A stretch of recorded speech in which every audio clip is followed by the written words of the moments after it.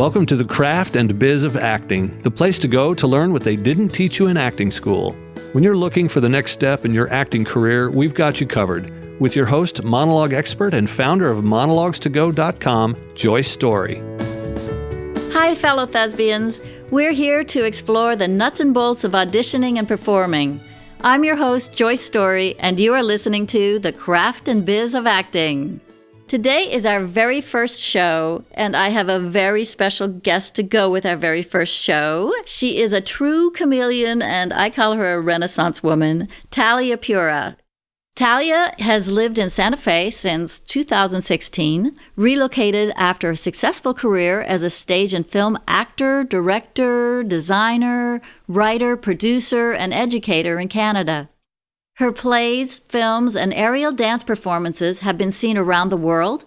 She has appeared on stage in Albuquerque and acted for, directed, or costumed for most of Santa Fe's theater companies, including her own, Blue Raven Theater.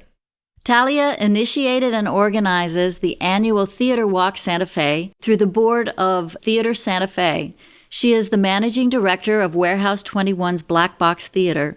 Talia shares her brand of devised theater in workshops locally and internationally.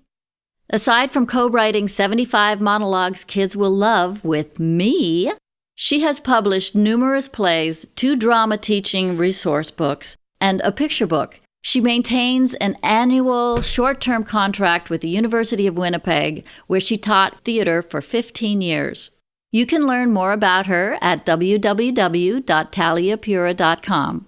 The link will be available in the show notes or on the podcast website. And welcome to the show, Talia. Thank you so much, Joyce. It's a real pleasure to be here. Well, I am thrilled to have you as my very first guest, partially because we go back so many years. We started out as theater educators. You were my choreographer for a lot of musicals that I directed at a fine arts school that I taught at. We just had a really great vibe together for years and years. And I did all your Fringe shows with you when we were... Yes. Do you remember Transcona Heights? I wrote a play for the two of them. I had totally forgotten. Was that the one with Blue, the dog? Yes, we had an invisible dog named Blue who made frequent appearances on stage. Yes. And he was lovely. He was lovely. And do you remember that I gave you as a gift for our party gift? I still have it. You do? Oh my gosh. Yes, I have a card with Blue on it. The first time I actually got to see Blue was on the card. Yes. And I think I gave you an empty picture frame. So that was Blue. So, Talia, we wrote a book together just this past year. We had so much fun writing it. One of the things I admire about you the most is you get so much done in a day, whether you're writing or whether you're directing or acting. I mean, I would say, Talia, I need 7 more monologues. And in 4 days, I'd have them all in my inbox. I mean, you just dig right in there. You have such a passion and a drive. Well, those monologues wrote themselves. They were so much fun. If, all I'd need is the grain of an idea or one word and a monologue would just appear. So that was truly the most fun and easiest book I've ever written. Wow. Well, it was a really fun collaboration, and I'm just so glad we did it. For those of you who might have missed it in her bio, it's called 75 New Monologues Kids Will Love, and it's available on Amazon if anybody out there has any children that are up-and-coming budding actors or actresses. We've got lots happening in there. So, Talia, just tell me about, I have just been so impressed with your career. Tell me about how you built your career. I mean, you really made your own work. I really have. And part of that has come out of necessity and part of it out of passion. I think that there were times in my life where I was getting a lot of work and other people were hiring me to act, and times when they weren't. And if I had had consistent acting gigs, if I had been born in a different place or a different time and had a larger market where all of these opportunities just kept coming my way on a very consistent basis, I probably would have very happily never been anything but an actor.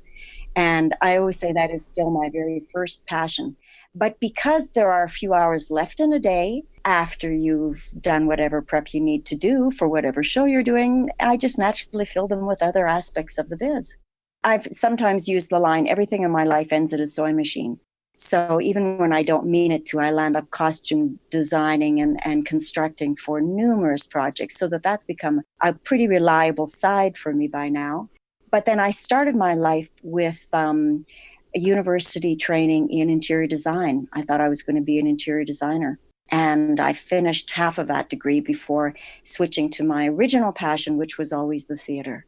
And so the interior design was a way to try to frame what I loved in a more dependable career path. And then I said, no, that isn't where my heart is, and went into theater. So a lot of what I've done, though, is just fed into it, into theater, into creating. And I always have told my students that nothing you do in training is ever a waste. It's all going to come back around in some different capacity. You know, that's really good advice. I mean, it's because it's still very creative, whether you're costuming a show or whether you're doing production work, or you're still part of this wonderful kind of community and family. And it is extremely creative doing other aspects of theater. It is. And as much as I enjoy collaboration and love people and all those sorts of aspects of it, for me, it's just the creativity feeds my soul. And for me, it's partially about the people, but it's more just for my hands have to create.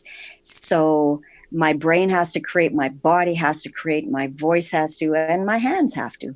So I kind of get grumpy if my hands aren't doing something. That's such an insight to me. It's not anything you don't know, but it's something that's a good reminder that we all got into this business because we love the creativity of it. And sometimes we get so busy chasing the job that we forget to just do the work and enjoy the joy of performing, and in whatever aspect of theater or film that might take on at that moment. That's right. So I feed my creativity in a whole lot of other ways. I'm also a silversmith, a jewelry maker, and I create all sorts of things when I don't have a show to sew for, because I have to sew. But when it comes to the performing aspect, I mean, that's another thing I just have to do. So that's where creating your own work comes in.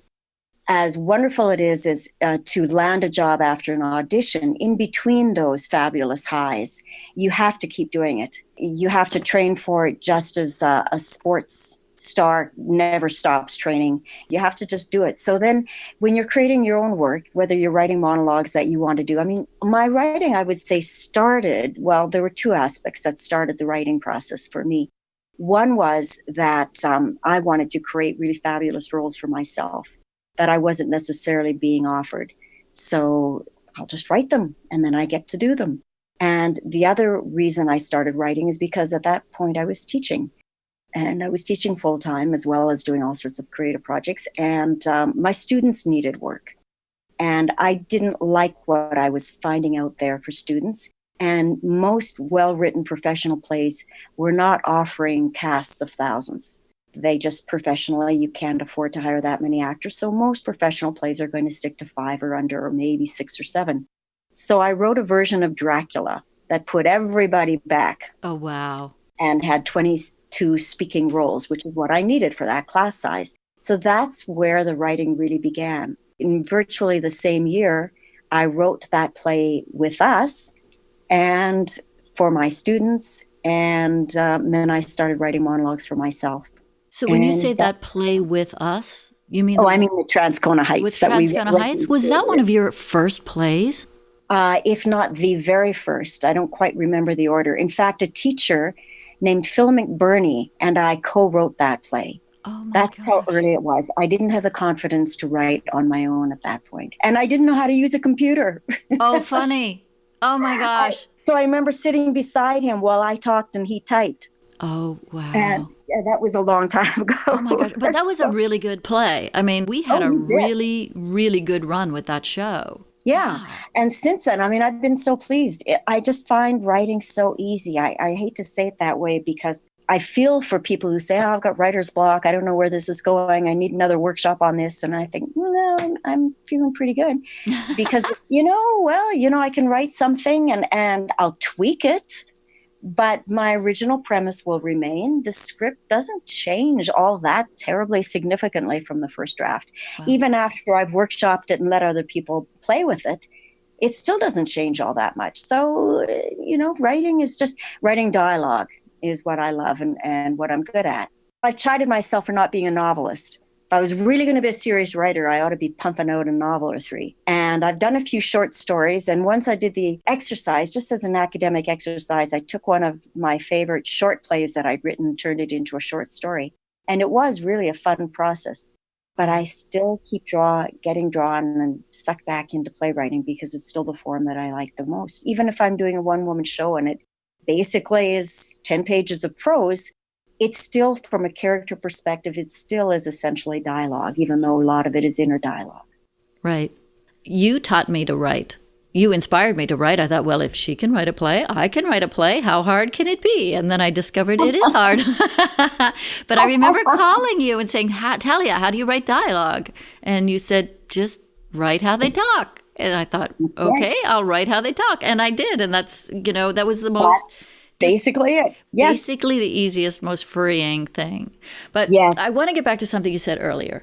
You were talking about how, if you had been born in a better market or a different place or a different time, but you weren't. You were born in Winnipeg, Manitoba, Canada, which has a very artistic, thriving community, but the work is limited in comparison to, say, LA or New York. But you've had some very good credits in some big deal television and film and also in theater. How did you make it work for you being not in LA or New York? The industry itself changed. So Hollywood came to me. Wow. And in some cases, local filmmakers made it big. Guy Madden, I've got a lead role in Saddest Music in the World, which is his most widely distributed and known movie, but probably because it's the only one that has a true narrative structure, so people get it, because he's got a real cult following worldwide, but that's one of his only truly narrative films. So I knew that Guy would love me if he ever saw me, but he was just hiring his friends in the beginning. He came out of the Black Hole tradition, which is the theater program in the University of Manitoba, and those are the people who got to be in his first movies. And then finally, he did Saddest Music in the World and actually held auditions, and I got it without a callback. Oh, wow. So there were things like that. But by the time I left Winnipeg, I was having a lot of other directors call me and say, I need you for this part. And they were filmmakers that were local and companies that grew up around me. But for instance, the last project I did in Winnipeg is Minorca, and it's on Netflix.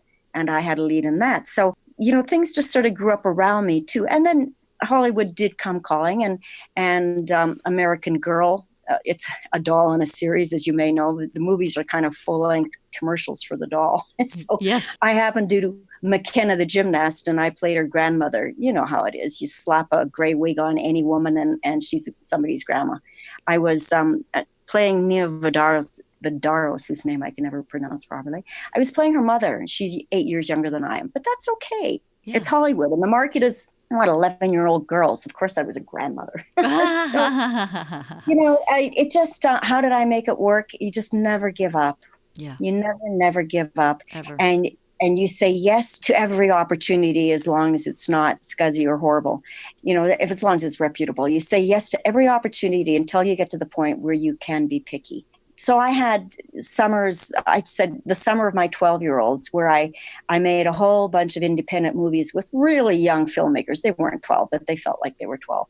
And I played everybody's mother, So I went through a season like that, partly because I had the time that summer, and partly because I think it's really important to encourage young filmmakers and to give them professionals to work with.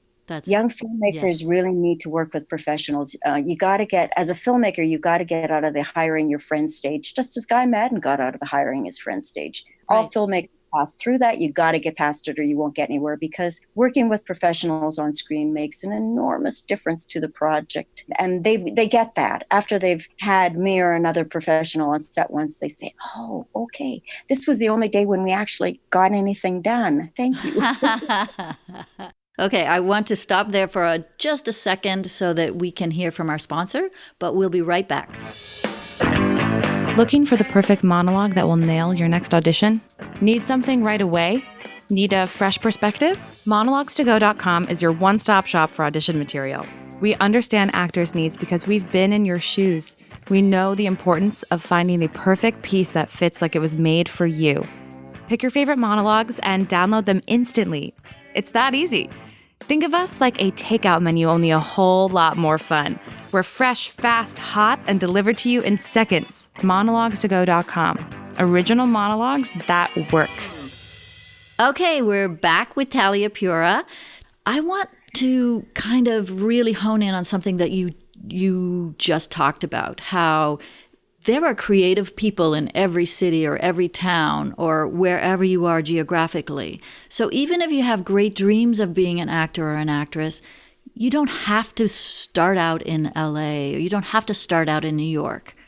Can you just expand upon your thoughts about that? You do need to be in a place where something is happening. You've got to get past the community theater thing.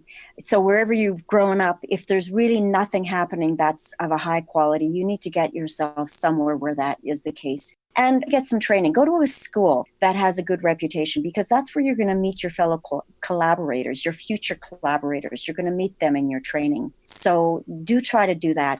And then remember that no matter where you are, you can create really, really good work. And then you can possibly make that work travel. For example, I did a show called Confessions in Art School Model, which I wrote for the Winnipeg Fringe, but then I applied to and got into, and by lottery in Toronto and Minneapolis. But then I also applied to the Juried Fringe Festival in New York City, and I was accepted.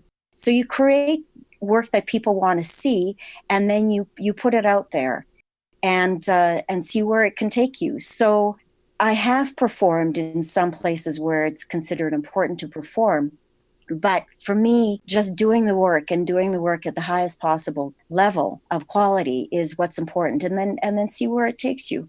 But no, if you start off in a really huge market, just remember that, wow, you've got a ton of competition, just so much competition. It's probably going to be pretty overwhelming, and it's going to be pretty difficult to make yourself stand out if you don't have anything on your resume except whatever you did in high school. It's going to be super tough. So you're best off going to kind of a smaller, mid-sized market first and get some credits, get some really good roles, so that when if you decide that you've outgrown wherever you are, you've got some credits to take somewhere else where it shows, yes, you might not have heard of this theater, but I did have the lead in such and such. And then at least you've got the confidence and you've got the skills. And that's a very good place to start, because you do have to remember too that LA and New York are filled with people who just have a dream. They may not have any training. They may not have any experience. They just got a lot of chutzpah and a lot of dream going for them. And they might get really lucky, and chances are they won't. They're going to get caught up in their day jobs and trying to survive. And the competition is super tough. So that's a good point too, that when you do make it to the larger markets, you really have to bring the goods. It's not just about, a dollar and a dream. It's about doing the work and putting one foot in front of the other. Right. And then I do know people, though, that have gone to large markets and not only gotten caught up in the day job, but caught up in the training trap. If people have a choice, and I know that college is out of reach for some people, but as much as possible, go to a reputable training facility that's an actual full-time gig, where you actually are doing nothing but study, as opposed to just taking the workshops. I've never stopped taking workshops. They're super important for ongoing training. But if you've just got the odd workshop here and there, you could also not really understand when you've moved beyond that, or when you're ready to audition. Don't let a teacher say, oh no, you need to come back. Maybe next year, because they really just want your money, because their training facility depends on you paying for that course next week. And I'm sure there are lots of reputable ones out, and it's super important to keep the training. But don't be afraid to start auditioning. Don't be afraid to start creating the work and getting out there and doing it on stage, not just in class. I think that's good too. Not paralysis by analysis. Just jump in with 2 feet, Yes. and wherever you're at. But we all have room to improve. That's art. Right. I mean, you should never stop training, but don't let anybody tell you that you're never going to be ready, because they just really need you to keep the studying and they're afraid you're going to get past them. Right. Do everything. And don't fall into the guru trap, I would say, either. if you find a teacher that and a method that really works for you, that's fabulous. But don't be afraid to try a new one. Don't be afraid to go to somebody else just once. You need perspective. You need somebody else's opinion every now and again. You need to know that there are lots of different processes, and there are a lot that are valid, that are going to be able to help you. Don't fall into the trap of thinking this is the only person who knows what they're talking about. I'm very wary of people who present themselves as the only person in the world who knows what's going on. Yes. Very good. Very good. I want to shift gears now because you're now in the Santa Fe market, and you have just set the town on fire when you pull up with your caravan of I can do this and I can do that. Can you just tell us about your theater company and how you suddenly became this great artistic director? Well, actually, I always had a theater company, or at least for the last, 20 or 30 years, I was producing under Theater on Tap. Talia Pura. How clever is that? But Theater on Tap never got around to getting a website. When I started producing under Theater on Tap, websites weren't so much a thing. And then when I did have a website, they were so expensive to get somebody to do. I just had a personal one that Theater on Tap would present through, or, would be represented on. And when I moved to Santa Fe, I thought, well, I really should just do a standalone website for Theater on Tap. So I Googled it and found all kinds of Theater on Tap, most of it tap dance related or bar room related, theater in a bar, So I thought, okay, Theater on Tap has run its course. So we happened to move on to a street called Blue Raven. So how lucky is that? Because there are some really ugly street names out there. It could have just been a number, right? But no, we got Blue Raven Road. And so I now have Blue Raven Theater. And that's how that happened. And so I had always produced, but it was, to be fair, mostly through the Fringe Festival circuits, not exclusively, but mostly. And here, Fringe Festival hasn't come to Santa Fe, and I think maybe it will one day, but that's another thing that I'm initiating through the theater walk. That's the beginnings of that. But we need to do standalone theater here if you're going to produce. And I happened to come to Santa Fe at a time when, even though it has a strong theater tradition, people weren't necessarily playing well together in the sandbox. And the year that I landed here was pretty much on the heels of I think it's the city government. Yeah, it was the city government that decided there should be a theater, kind of a theater commission or a theater committee, or there should be something with theater. So they funded theatersantafe.org, which in the beginning was never really meant to be anything more than a website where people could come for all things theater. Well, we have a really great website with a call board and a calendar of events and all of the great things happening. But I've also really pushed them to go into events, and hence Theater Walk. So Theater Walk, I think, has been responsible for really encouraging independent theater in Santa Fe to a level that it's never seen before. Wow. Because now they had a venue. As the coordinator of Theater Walk, I secured venues for free because budgets are limited, right. But really publicized it. And the first year we had over 400 people attend, and this year we had over 800 people attend. And we took over a neighborhood that's kind of a little industrial neighborhood during the week and closed down on the weekends except for a few churches. And the entire neighborhood was filled with cars that Saturday afternoon, with over 800 people experiencing live theater in 10 different venues with 20 companies. So they were all flip-flopping every half hour. So we made sure the plays were really short. So it was a mini Fringe, an afternoon Fringe. And as a result, in one short year, the first year I gathered together 13 companies, or was it 15 companies sharing 7 venues and one was outdoors or something like that. And this year we had 22 companies, 20 and 10. And so we've really grown, and all of that growth has been independent theaters. So we had people that had written plays that had never produced any, or people who were dying to produce something but had no budget, but they and their friends, all professional actors, were waiting for somebody to hire them, and there just aren't enough companies in town to make that happen on any kind of consistent basis. So they now had a venue. And as a result, I'm starting to see pop-up independents all year round.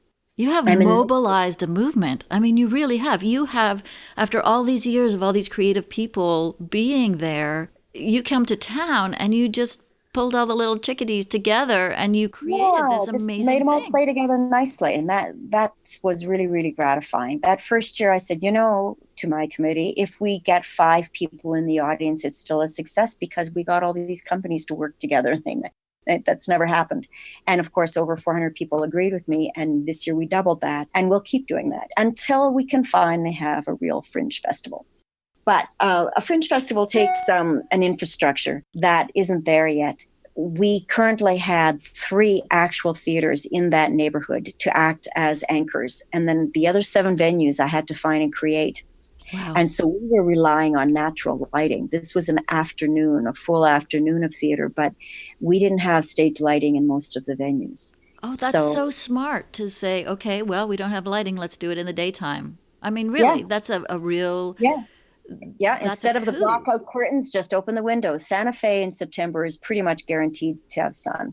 Well, we have sun, 350 days a year or something. So we're just going to use existing light. And I just ran around this light industrial neighborhood and found spaces that were big enough to house us and convinced the owners that they wanted to have theater in there for today. So the first year we had a brewing company that had a large upstairs room.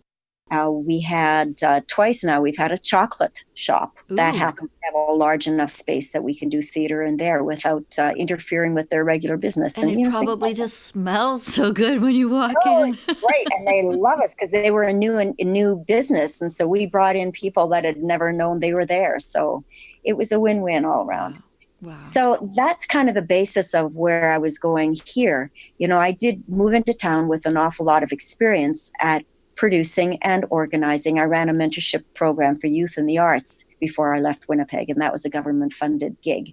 So I've got a lot of organizational, and I've got one of my degrees is in arts admin, and so it's been easy to pull that kind of thing together. It really is not a chore. And during the year, now that I've got this theater I can play in, I'm not only producing my own work. So Blue Raven Theater has a show opening December 6th, which is called Perfect Love. And it's a comedy. It's a full-length comedy that I wrote a few years ago and I've been dying to produce. So that's happening now. But in the new year, once again, I'll have a New Voices Playwrights Festival for women because Washington, D.C. started something called, Women's Voices Theater Festival. And they do it as a month long, all the professional theaters in town, making sure that they're doing plays by females. And they've got sort of a different bend to it. But I just had a weekend. Again, it's really easy to pull things together that are short. But you've planted so many beautiful seeds down there. It gave 6 local female playwrights an opportunity to have their work read. And 3 of them had never had anything read before out loud. And one of them was 83 years old. And one of them gosh.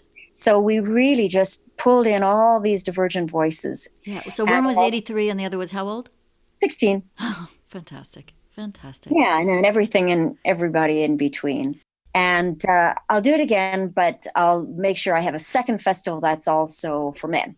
I'll be more inclusive the other way. And so I'm able to do all of these things because it's really important to me to make the community excited because, as they say, rising tide raises all boats. It's important to encourage each other and to make sure that everybody's doing well. It never diminishes me to see somebody else doing well in theater. We're just about at our time here, but I do want to sort of wrap up with that is you've created just an amazing network of structure for people to thrive. And you're going nowhere but up and growing and expanding. I mean, Santa Fe is known for its arts community. Why wouldn't it be known for theater? Amazing. Mm-hmm. But it also, I want to point out to any of our listeners that exposure gives you all sorts of opportunities that you can't even see coming. And, when you make your own work and when you carry other people with you and you create a community and a thriving artistic sort of larger gestalt, the sky's the limit, isn't it? I mean, that work begets work. That's what I'm really getting at. That is very true. So that's coming back to the say yes to all reasonable opportunities when you're starting out. And then once you've got enough work under your belt, start accepting projects that help you grow. Look at a project and say, am I going to be doing the same thing that I've done in the last 3 or 5 projects? Or am I going to learn something new or get exposure to a new audience Is there going to be something in this that's going to be a growth experience? And if the answer is no, and it sucks a lot of energy and doesn't pay you anyway, then maybe look for a different opportunity. Because once you signed up for one opportunity, you don't have time to do the second one. So do get a little bit picky. Don't wait too long to get a teeny bit picky. You have to be the architect of your own career. You really do. Yeah. Mm-hmm. Talia, I cannot thank you enough. Clearly, we could talk for hours or days. Maybe I'll have you on the show again, a year down the road when we see how much your theater community has grown in Santa Fe. Yes, I'd love that. Thank you so much. It was a real pleasure and an honor. Well, it was an honor for me as well. You've been listening to Talia Pura, and you can find her link, taliapura.com. And it is in the show notes. It's also on the podcast website. This is Joyce Story, and you have been listening to The Craft and Biz of Acting. Happy auditioning, and we'll see you next time. Thanks for tuning in to The Craft and Biz of Acting. Be sure to subscribe so you don't miss a single episode, and while you're at it, please leave us a rating and a review and share our show with your friends. We're building a supportive and educational community, and we want you to be a part of it. Tune in every week for more helpful insights and tools for honing your craft and booking your next gig. Until next time, break a leg.